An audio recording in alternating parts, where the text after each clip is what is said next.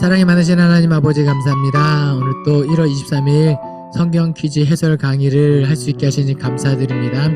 우리가 하나님의 말씀을 가까이 할 수 있게 도와주시고 하나님이 문제의 답을 풀어나갈수록 하나님께서 원하시는 뜻도 함께 헤아릴 수 있게 도와주시옵소서. 무엇보다도 하나님의 지식이 쌓일수록 겸손해지기를 소망하며 예수 그리스도 이름으로 기도합니다. 아멘. 네, 여기까지 잘 따라오고 계시죠? 네, 드디어 아마 매일매일 착실하게 퀴즈도 풀고 성경도 매일매일 읽으신 분들이라면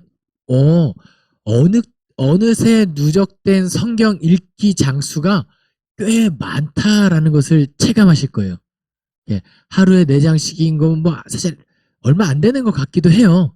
어떤 분들 뭐 하루에 100장 읽고 막 이런 분들도 가끔 계시거든요. 예, 그런데 하루에 4장씩 읽어 나가는 것이 뭐 얼마 되나 싶기도 그냥 짬내서 그냥 뭐 읽으면은 시간도 얼마 안 걸릴 수 있는데 이상하게 하루에 4장 읽으면 하는데 하루에 밀려서 8장 읽으려고 하면 그게 부담되지? 이럴 수 있어요. 그러니까 안 밀리는 게 중요하고 그리고 꾸준히 읽어나가는 계속해서 퀴즈도 재밌죠. 네. 네. 네, 문제 푸는 재미도 있으니까 하나님의 말씀이 이렇게 송이꿀처럼 달다 이 느낌을 받으시면서 계속해서 성경을 읽어나갔으면 좋겠습니다. 자, 그러면 역대상 27장부터 역대하 21장까지 성경 퀴즈 강의 시작하도록 하겠습니다. 1번 문제, 다윗이 이스라엘을 다스린 기간은 총 몇 년인가요? 정답은 40년이죠. 다윗이 사울이 죽은 다음에 왕으로 등극하는데 이스라엘 전체의 왕은 아니었어요. 그 남유다 쪽에서 헤브론이란 지역에서 왕이 되었고 추대가 되었고 그다음에 북이스라엘 쪽 나머지 지역에서는 사울 왕의 아들이었던 이스보셋이 권력을 가지고 있었어요. 근데 사울 왕의 신복이었던 아브넬이라는 장군이 있는데 그 사울 왕의 다른 첩들 다른 아내들을 이게 취하려고 했을 때 이스보셋이 그래도 어머니잖아요. 배다른 어머니일 수 있지만 어떻게 당신이 그럴 수 있냐라고 하자 아브넬이 내가 이스라엘의 뭐 꼬붕이냐 뭐 이렇게 개머리냐 뭐 이런 식으로 도리어 화를 내고 너가 이스보셋 당신이 여기서 권력을 잡고 있을 수 있는 거는 다 내 덕인데 당신이 나를 홀대한다고 하자 그러면서 아브넬이 다윗에게 투항을 해요. 네. 그런데 요압 장군이 아브넬을 죽입니다. 왜 죽였냐? 쭉 이어지면 아브넬이 요압 장군의 셋째 아들을 죽였거든요.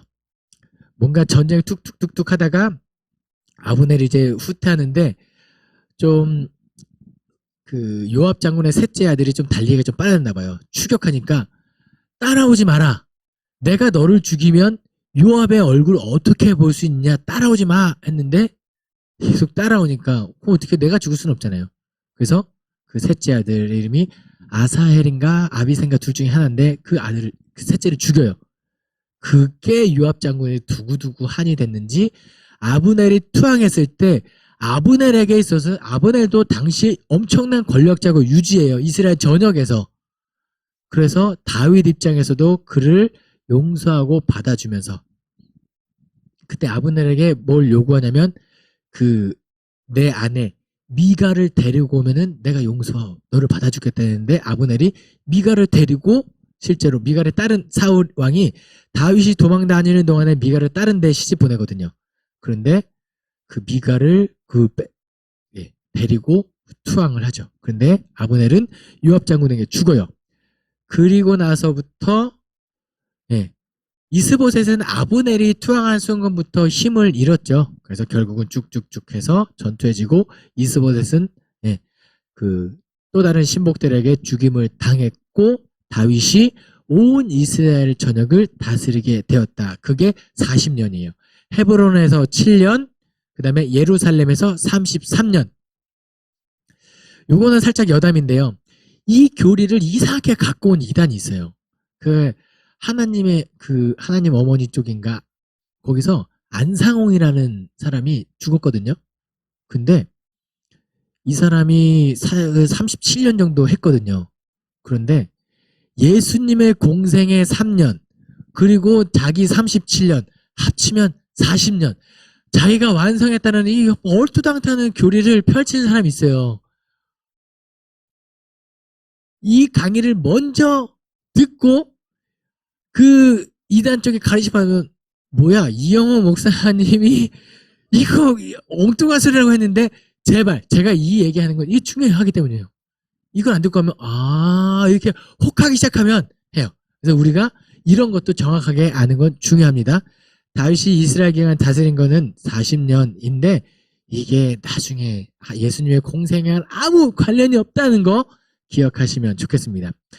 2번 문제.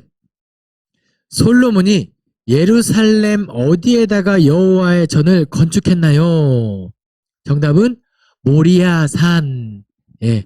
모리아산은 그 창세기 22장에서 아브라함이 이삭을 바쳤던 산, 모리아산이죠. 여호와 이레 여호와께서 다 예비하셨다라는 그 모리아산이기도 하고요.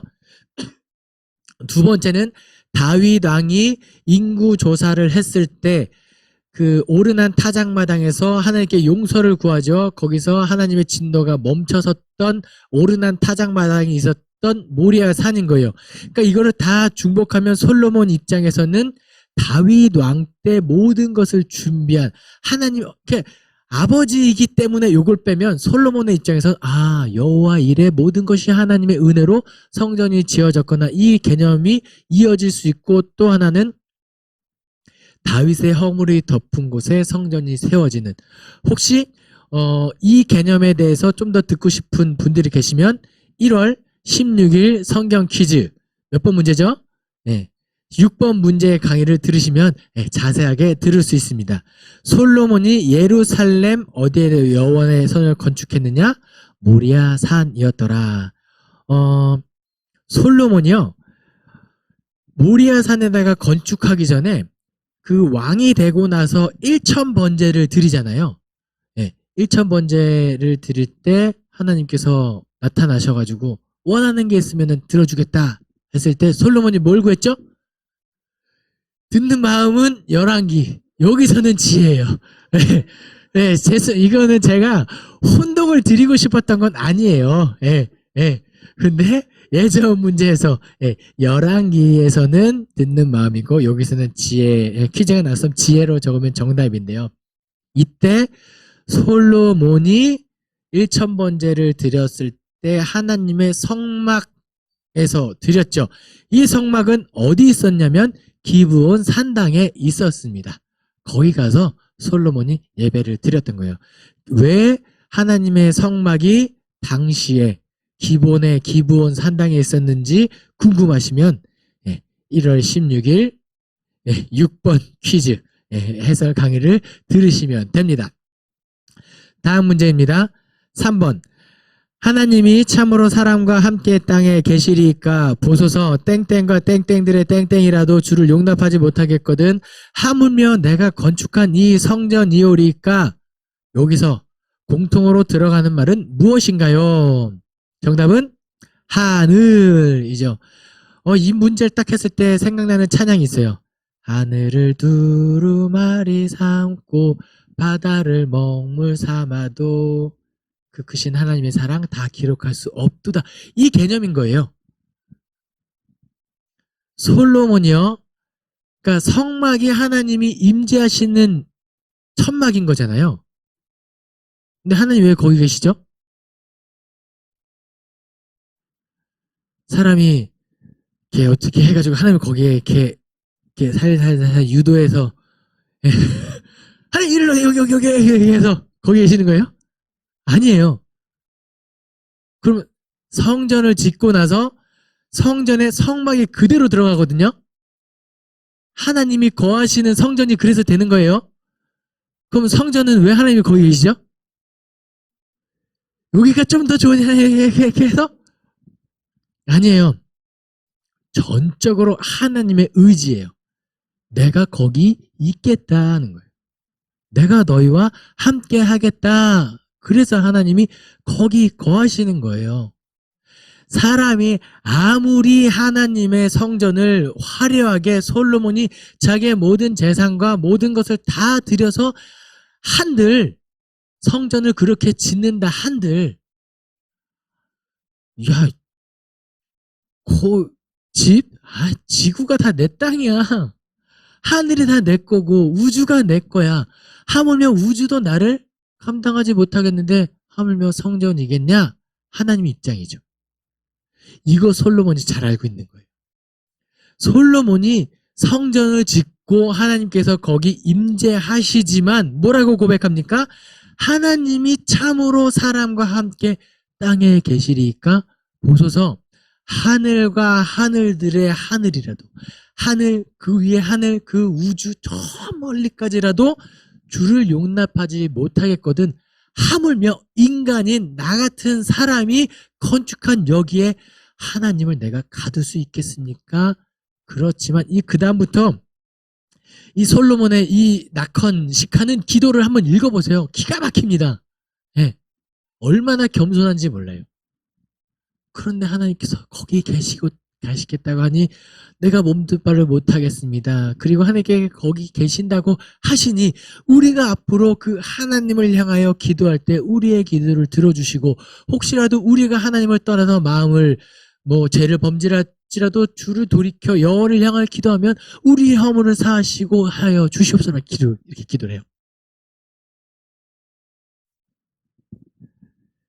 이 개념이 어디까지 쭉 이어지냐면요. 이스라엘 자손들이 선택된 민족으로서 우리는 율법을 가진 민족이야.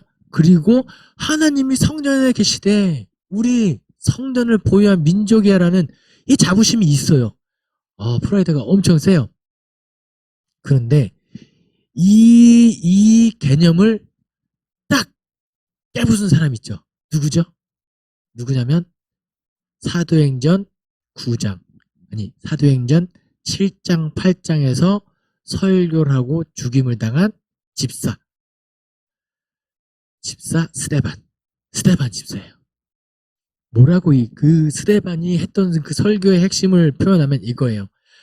아브라함 때부터 이렇게 쭉 거슬러 올라와요.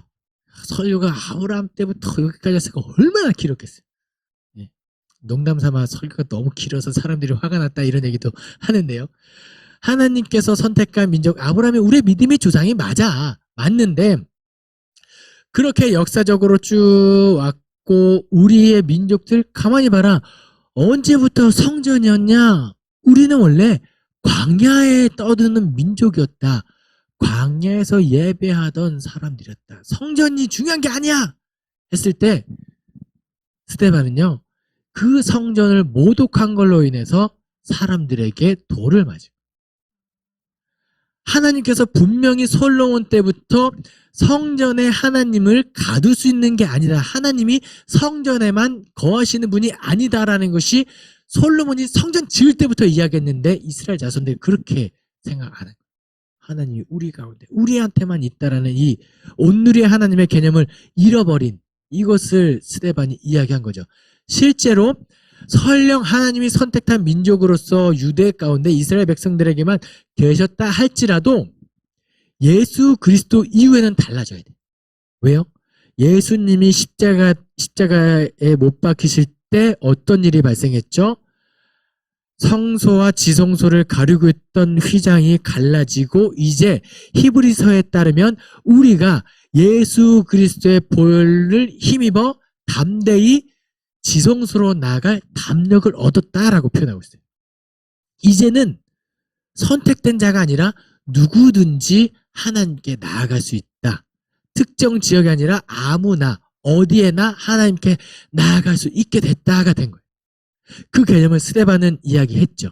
그런데 여전히 이 지식이 없었던 예수 그리스도의 존재를 몰랐던 사람 그 중에 가장 책임감이 있었던 사울이 고소하죠. 회중들에게 이야기합니다. 저 사람을 돌로 쳤을 때 그 죄값을 내가 담당하겠습니다. 내가 보증합니다. 라고 했을 때 사람들이 겉옷을 벗어서 사울 발 앞에 다 내려놔요. 그게 그 의미거든요. 당신들에겐 죄가 없다. 내가 저 사람이 죄가 없을 경우에 내가 그 죄를 다 뒤집어 쓰겠다. 라고 해서 스데반을 돌로 쳐 죽입니다. 근데 나중에 다메섹 도상에서 예수 그리스도를 만난 다음에 사울 입장에서는 누가 떠올랐을까? 스데반이 맞았네? 내가 죽일 놈이었네? 그때부터는 복음 전파를 이 사람은 멈출 수 없는 거예요. 스데반의 목까지 해야 되니까. 나중에 우리 신약성경 퀴즈까지 가면 또 할 이야기니까 여기까지 멈추겠습니다. 예, 자제가 안 되는 것 같습니다. 3번 문제는 하늘이라도 여호와를 하나님을 그렇게 거하게 할 수 없는 그 솔로몬의 놀라운 고백이 담긴 3번 문제였습니다.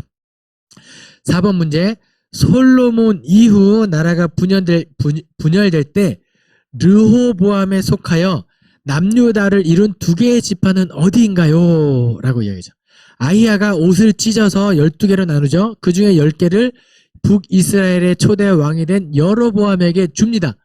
그리고 그 나머지 10개 지파는 여로보암이 다스릴 것이고 2개 지파는 남유다 르호보암이 다스릴 건데 그때 2개의 지파는 어디인가요? 라고 하면 유다와 베냐민입니다. 근데 정말 성경을 꼼꼼하게 읽고 해서 목사님 2개 지파 아니에요.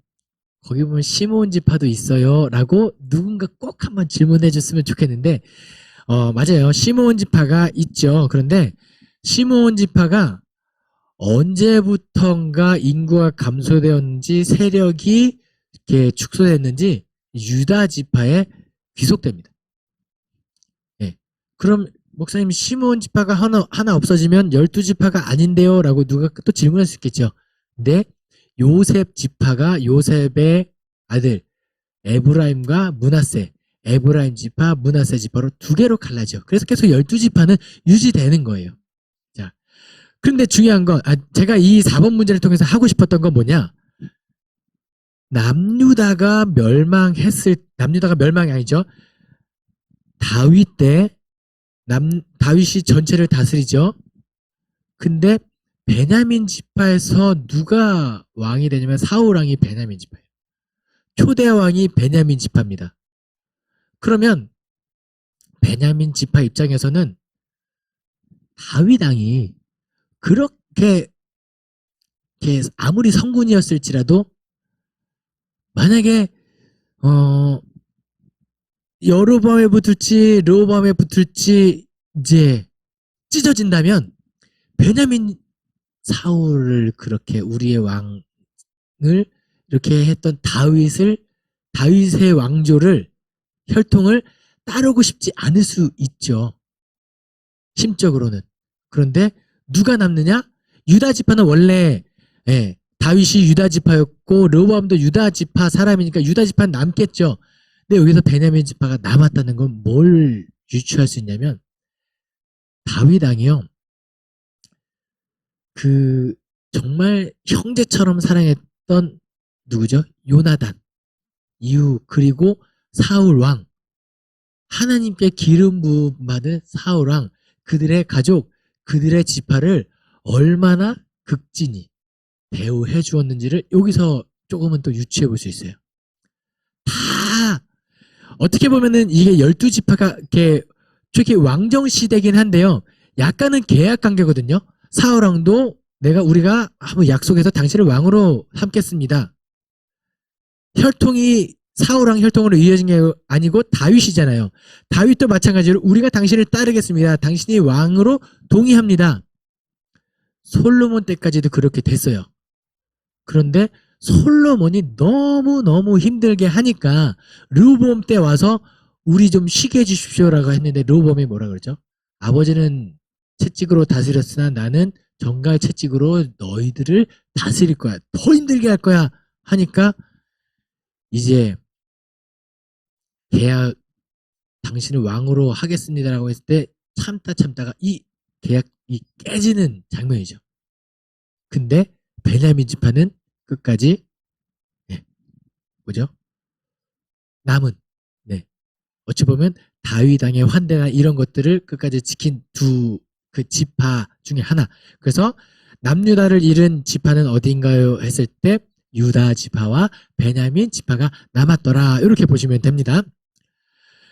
또 5번 문제. 르호보암이 나라가 견고하고 세력이 강해짐에 그가 땡땡을 버리니. 정답은 뭐였죠? 여호와의 율법입니다. 이 여호와의 율법, 이것도 역대기의 핵심이기 때문에 한번 문제로 내봤어요. 뭐냐면 포로에서 돌아와서 예배를 회복시키고 뭐 쭉쭉쭉 다윗 왕에 본받아서 이거 다 하잖아요. 근데 또 핵심 뭐냐면 하나님의 율법대로 우리가 살아가지 못했다라는 거예요. 우리가 어떻게 살아가야 할까? 그 법칙이 뭐냐? 그 기준이 뭐냐? 삶의 규범이 뭐냐라고 했을 때 여호와의 율법이구나 이거예요. 근데 르호보암이 나라가 견고해지고 세력이 강해져서 했는데 뭘 잃어버린 거죠? 여호와의 율법. 여호와의 율법을 잃어버렸다는 것, 하나님의 말씀을 기준으로 삼지 않았다는 것, 그거는 또 어떤 개념까지 이어지냐면 하나님을 떠났다라는 거예요. 솔로몬이 그랬던 것처럼. 그러니까 역대기에서 핵심 단어, 여호와의 율법, 계명, 율례 다 비슷한 말입니다. 그리고 그 율법은 창출, 레민신, 모세 오경을 또 지칭하는 것도 팁으로 한번 말씀드립니다. 6번 문제. 아사가 여호와께 부르짖는 기도가 나옵니다. 11절에 나오죠. 누가 쳐들어왔을 때 기도인가요? 정답은 구스 사람 세라. 구스 사람 세라입니다. 그런데 아사가 여호와께 부르짖는 기도가 11절에 나오는데요. 제가 한번 읽어드릴게요. 역대하 14장 11절입니다. 아사가 그의 하나님 여호와께 부르짖어 이르되 여호와여 힘이 강한 자와 약한 자 사이에는 주밖에 도와줄 리가 없사오니 우리 하나님 여호와여 우리를 도우소서. 우리가 주를 의지하오니 주의 이름을 의탁하옵고 이 많은 무리를 치러 왔나이다. 여호와여 주는 우리 하나님이시오니 원하건대 사람이 주를 이기지 못하게 하옵소서. 아멘. 아사가 하나님께 부르짖어 기도했더라. 지금 누가 쳐들어온 거죠? 구스 사람 세라. 그럼 인간적인 마음에서 뭘 해야 되죠? 전쟁 준비해야죠. 우리 몇 명 있냐? 1000만 명이요.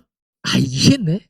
병기는 무기는 얼마 있어? 저 전쟁 준비하는데 그것보다 여호와를 의지하였더라. 이 개념이 되는 거예요. 16일자 강의를 보시면은 뭐가 나오냐면 다윗이 군대 지휘관들과 더불어 신령한 노래를 하는 사람들을 수를 헤아렸다라고 기록한 거와 비슷한 맥락입니다.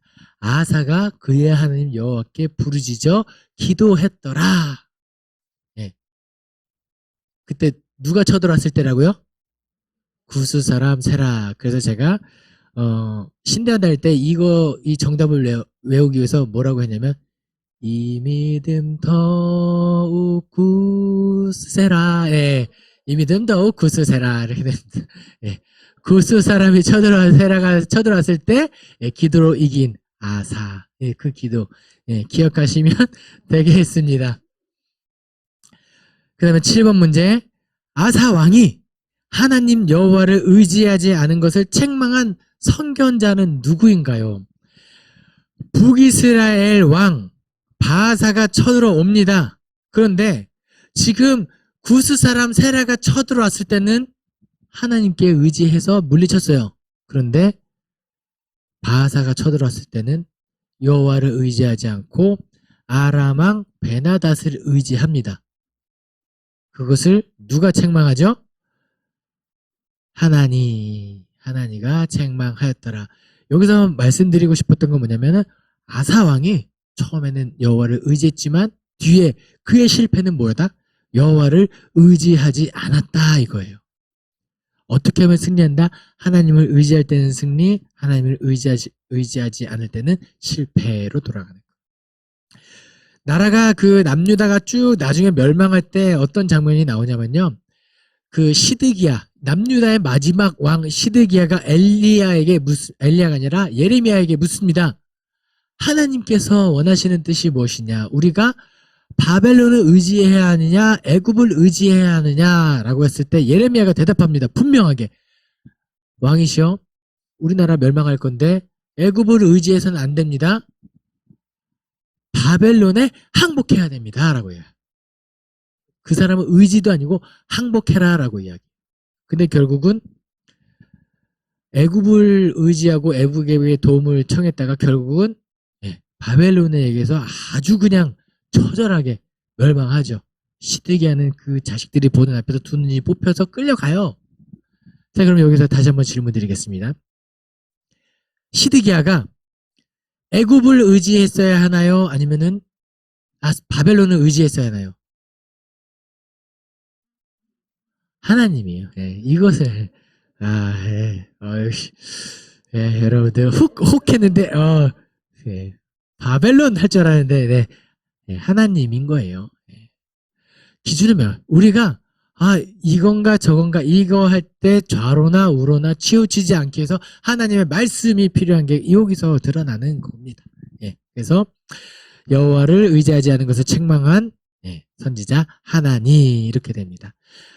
8번 문제입니다. 여호사밧과 아합에게 목자 없는 양같이 산에 흩어질 것이다 라고 예언한 선지자는 누구인가요? 정답은 미가야입니다. 여호사밧과 아합이 연합해서 길르앗 쪽에 가서 전투를 하려고 해요. 아람 왕이랑 전쟁을 하려고 합니다. 그런데 남유다 왕과 북이스라엘 왕이 연합해서 전쟁을 하니까 어쩌면 이제 이스라엘 전체에서는 이보다 더 강한 군대는 없어요. 그때 이제 출정하기에 앞서서 우리 선지자들이 뭐라고 이야기하는지 한번 들어보자라고 했을 때 시드기야를 비롯하여 굉장히 많은 선지자, 제가 문득 떠오르는 숫자는 400명인데 정말 많은 선지자들이 뭐라고 이야기하냐면 이길 겁니다 라고 해요. 어떻게 이 군대를 보십시오. 여호사밧 연합 이상의 군대가 없으니까 우리가 못 이기면 누가 이깁니까? 우리는 반드시 이깁니다라고 선지자들이 다 이야기해요. 전쟁하러 갑시다 하면 되는데 여호사밧이 한 명만 더 물어봅시다. 이래요. 분명 진짜 많은 사람들이 이긴다고 얘기했는데 계속 마음에 걸리는. 그때 미가야라는 선지자가 에게 묻습니다. 우리 어떻게 될 것 같습니까? 근데 생각해보세요. 얼마나 무서웠을까요?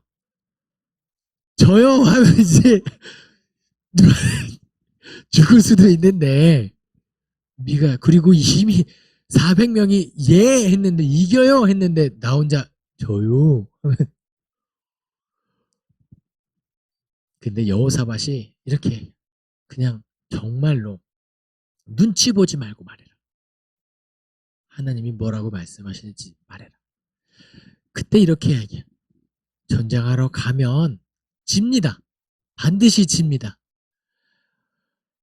군대가 목자 없는 양같이 흩어집니다. 그러자 아까 얘기했던 그 시드기야라는 그 예언자가 그 미가야의 뺨을 쳐요. 어디 지금 함부로 지금 여기서 그런 말 하냐고 이 미가야를 지하 옥에 가둡니다. 그런데 여기서 문제, 시드기야를 비롯한 수많은 선지자들의 예언과 미가의 예언, 두 가지 예언이 있어요. 근데 누가 참 예언자인가요? 미가야죠. 어떻게 하면 이 예언자가 참 예언자인가 무엇으로 알 수 있느냐? 그 예언이 실제로 어떻게 이루어지는가를 통해서 참 예언자, 거짓 예언자가 구분된다라는 거예요. 열왕 역대기에서 하고 싶은 말은 뭐냐면 미가야가 참 예언자라는 거예요. 아무리. 그때 제가 예전에 구약의 숲에서도 한번 했는데요. 제가 예언 하나 할게요. 이영호 목사 예언 하나 할게요. 와, 3번, 9번, 뭐 이런 거 아닙니다. 아니에요. 죄송해요. 이게 아니라, 지금 2022년에 성경 퀴즈도 착실하게 풀고 밀리지 않고 꼬박꼬박 하나님 말씀을 잘 읽고 계신 성도님들, 2022년 한 해 동안에 하나님 보시기에 더 훌륭한 예배자로, 하나님이 찾으시는 참된 예배자로 반드시 서실 것입니다. 제가 하는 예언이었어요. 자, 이제 이영호 목사가 참 예언자인지 아닌 예언자인지는 무엇을 통해 알 수 있을까요? 연말에 이게 이루어졌는지 아닌지를 통해서 알 수 있는 거예요. 여러분, 저를 사쿠라로 만들지 않으시기 바랍니다. 에, 밀리지 마시고 퀴즈도 잘 읽으셔서 연말에 하나님이 보시기에 정말 좋은 예배자로 서 있기를 간절히 소망합니다. 9번 문제입니다. 전쟁은 너희에게 속한 것이 아니요 하나님께 속한 것이다 라고 말한 사람은 누구인가요? 정답은 야하시엘이죠. 야하시엘. 요거는 그냥 대놓고 역대기가 하고 싶은 이야기였던 거예요. 전쟁은 너에게 속한 것이 아니라 하나님에 속한 것이니 너희는 다른 것을 의지하지 말고 오직 여호와만 의지해라. 이것을 여러분께 말씀드리고 싶어서 출제했던 문제입니다. 계속해서 앞에 설명드렸던 거와 비슷한 맥락인 거죠. 마지막 10번 문제. 남유다 왕 여호람을 책망하고 창자의 중병이 날로 중하여 죽을 것을 글로 보낸 선지자는 누구인가요? 정답은 엘리야입니다. 여호람이 하루는 편지를 받아요. 누가 보냈지 하고 보니까 엘리야 그 대예언자 엘리야, 그 선지자 중에 최고로, 이게 이 사람 누구 최고라고 뽑냐면은 권위를 엘리야를 최고의 선지자를 뽑아요. 실제로 엘리야가 나한테 편지를 뭐라고 썼지? 여호람이 막 떨리는 마음으로 편지를 그때는 두루마리였겠죠. 두루마리를 끈을 탁 풀고 인장을 뜯고 돌 열어서 보는데 거기에 이렇게 적혀 있습니다. 창자가 터져 죽을 거야. 네. 누가 보냈다고요? 엘리야가 보냈다. 근데 제가 왜 이 문제를 냈냐면요. 목사님, 엘리야는 북이스라엘 선지자인데 지난번 강의 때 북이스라엘에 대한 역사가 기록되지 않았다고 했는데 왜 엘리야가 나옵니까? 실제로 엘리야가 북이스라엘 선지자지만 남유다 왕 여호람에게 편지를 썼기 때문에 여기 북이스라엘 사람이지만 엘리야의 이름이 지금 기록돼 있다라는 거예요. 그러니까 하나님의 말씀은 이 사람의 소속이 북이스라엘 선지자일지라도 남유다에 예언할 수 있지요. 그리고 남유다에 소속되어 있을지라도 하나님께서 말씀하시면 북이스라엘 가서 이야기할 수도 있어야죠. 그 대표적인 선지자가 아모스인 거예요. 아모스는 남유다의 드고아에서 뽕잎을 재배하는 농부예요. 이 사람은 이름이 아모스, 야나, 엘로 끝나지 않습니다. 제가 한번 말씀드린 적이 있었는데 이스라엘 자손들의 이름에는 엘로 끝나거나 야로 끝나면 귀족이에요. 엘로힘의 엘자를 쓸 수 있었던 사람이고 야훼의 야자를 이름에 넣을 수 있었던 사람들. 근데 아모스는 아니에요. 하지만 하나님께서 남유다에 있는 그 목자에게 임재하셨을 때 기꺼이 북이스라엘 가서 선포할 수 있는 거죠. 그러니까 엘리야도 북이스라엘 선지자지만 남유다 왕 여호람이 죽을 것을 편지로 직접 내려오지는 않고요. 편지로 써서 예언했더라. 이것을 한번 말씀드리고 싶었습니다. 네, 오늘도 역대상 27장부터 역대하 21장까지 성경 퀴즈 해설을 했는데요. 많은 도움이 되셨기를 바랍니다. 그래서 성경을 쭉 다시 한번 강의를 들으신 분들 왜 나 혼자 읽었을 때는 이런 게 눈에 들어오지 않고, 예, 머릿속에 들어오지 않았을까?